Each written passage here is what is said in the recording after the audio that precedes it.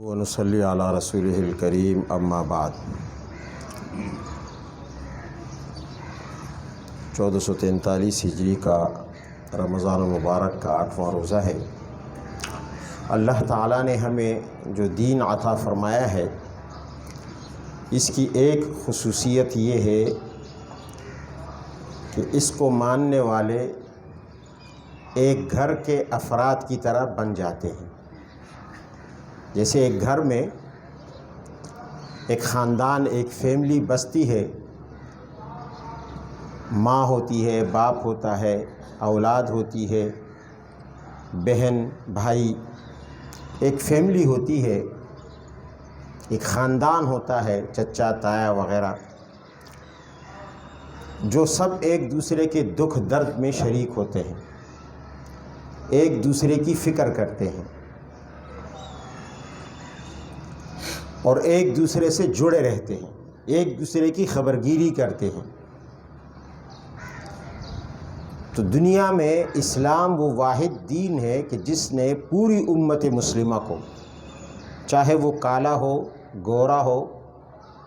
امیر ہو، غریب ہو، حکمران ہو، عام آدمی ہو، سب کو ایک خاندان اور ایک گھر کے افراد بنا دیا۔ فرمایا ان ھذہ امتکم امۃ واحدہ، تمہاری یہ امت ایک امت ہے، ایک جماعت ہے۔ اس سے بھی آگے نبی علیہ السلام نے فرمایا المسلمون کجسد واحد، مسلمان ایک جسم کی طرح ہے۔ اور ایک جسم کی خاصیت کیا ہے کہ جسم کی کسی بھی حصے میں درد ہو تو پورا جسم تڑپتا ہے۔ مثلا اگر پیر میں تکلیف ہے تو ہاتھ یہ نہیں کہتا کہ یہ تکلیف پیر کی ہے، مجھے اس سے کیا غرض، مجھے کیا لینا دینا۔ حتیٰ کہ اگر پیر کی تکلیف ہو تو آنکھ، جس کا فاصلہ پیر سے بہت دور ہے، آنکھ یہاں ہے اور پیر بہت نیچے ہے، لیکن یہی آنکھ پیر کے درد میں ساری رات جاگتی رہتی ہے، اس کے آنسو بہتے ہیں۔ تو اسی طرح پوری امت کو اللہ تعالیٰ نے انسانی بدن کی طرح بنایا اور اس میں ایمان کی روح ڈال دی کہ اب اگر مشرق اور مغرب میں کہیں بھی مسلمان ہوگا تو دوسرے کنارے کا مسلمان اس کے درد پر اسی طرح تڑپے گا جس طرح بدن تڑپتا ہے۔ افسوس یہ ہے، اچھا اب اگر باہر سے کوئی دشمن آتا ہے تو پورا جسم متحد ہو کر اس کا مقابلہ کرتا ہے، اور جسم کے اعضاء آپس میں کبھی بھی نہیں لڑتے، کبھی بھی نہیں لڑتے۔ آپ نے نہیں دیکھا کہ ہاتھ پیر سے لڑ رہا ہو یا پیر ہاتھ سے لڑ رہا ہو۔ باہر سے آنے والا جو دشمن اگر پیر پر حملہ کرے گا تو ہاتھ اس کو روکے گا، ہاتھ پر حملہ کرے گا تو پیر اس کو دفع کرے گا۔ تو امت مسلمہ کی مثال اسلام کی روح کی وجہ سے اس ایک جسد اور ایک جسم کی طرح ہے۔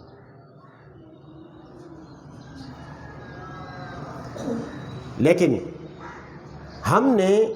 بنی اسرائیل کی طرح یہ بہترین سسٹم ہاتھ سے دے کر اس کی جگہ بدترین سسٹم لے لیا۔ اتستبدلون الذی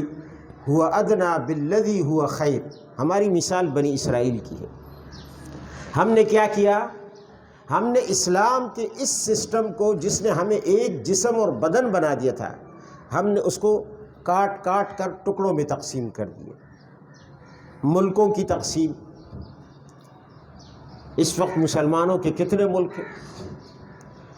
حالانکہ اسلام میں مسلمانوں کا ایک ہی ملک ہوتا ہے۔ اور اسی طرح قوموں کی تقسیم،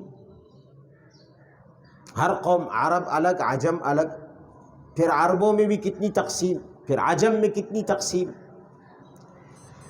اور پھر اسی طرح جب ہم آگے آتے ہیں تو زبانوں کی تقسیم،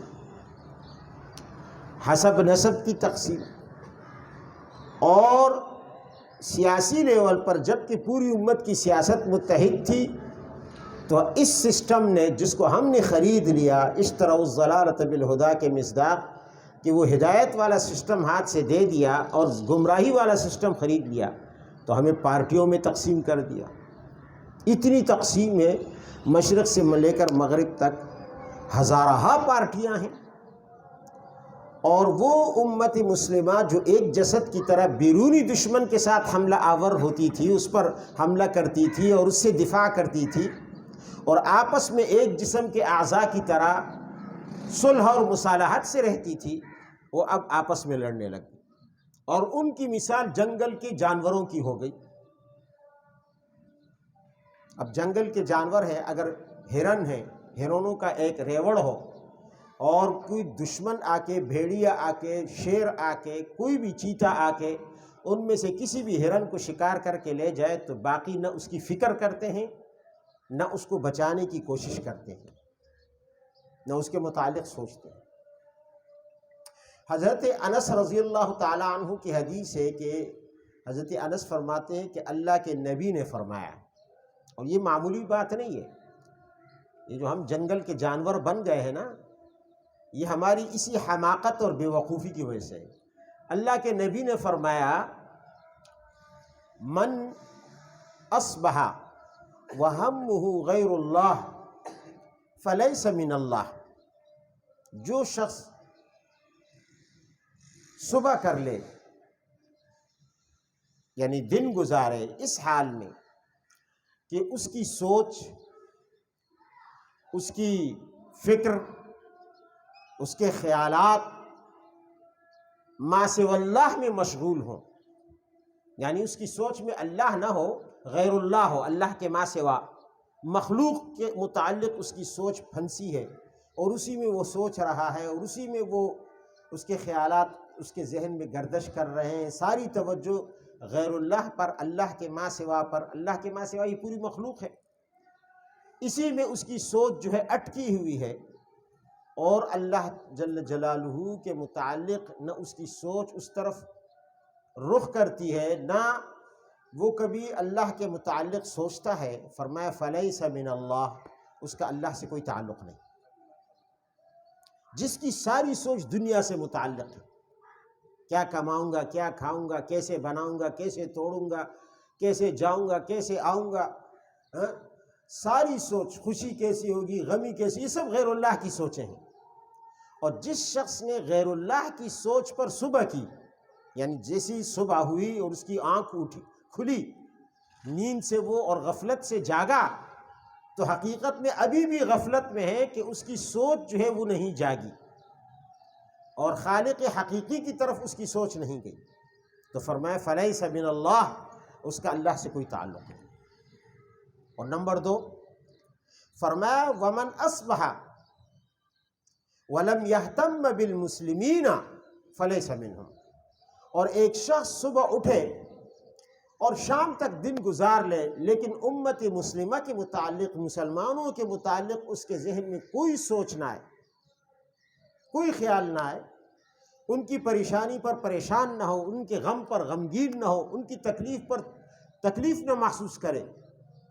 ان کی مدد کا نہ سوچے، فلیس منہم، تو وہ مسلمان نہیں ہے۔ وہ مسلمان، ہم تو دوسروں کے متعلق کیا سوچے، ہم تو اب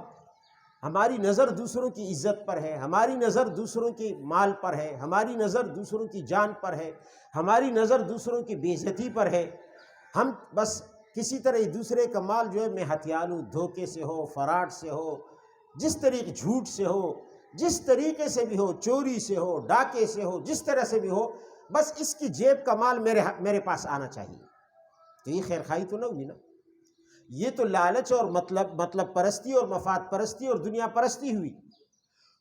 تو خیر خواہی تو یہ ہے کہ ہم مسلمان کی خیر خواہی سوچیں، اس کی پریشانی،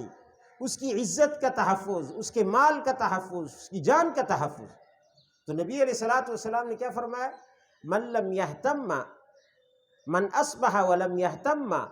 بالمسلمین فلیس منہم، ایک شخص نے صبح کی، پورا دن اس نے مسلمانوں کے متعلق کوئی فکر نہیں کی، اس کی سوچ میں کبھی دوسرے مسلمان کی عزت کا تحفظ، اس کے مال کا تحفظ، اس کی جان کا تحفظ نہیں آیا کہ مجھ پر یہ ذمہ داری بھی ہے، فرمایا فلیس منہم، وہ مسلمانوں میں نہیں ہے۔ ایسے اپنے آپ کو کہتا ہوگا، نمازیں بھی پڑھتا ہوگا، روزے بھی رکھتا ہوگا، سب کچھ کرتا ہوگا، لیکن اللہ کے نبی کا فتویٰ یہ ہے کہ فلیس منہم، وہ مسلمانوں میں نہیں ہے۔ اللہ سے دعا کرے ہمیں پھر ایک جسد واحد بنا دے کہ ہم اسلام کے اس لڑی میں ہم پھر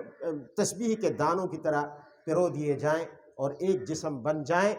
اور ایک دوسرے کے لیے مخلص اور خیرخواہ بن جائیں۔ وآخر دعوانا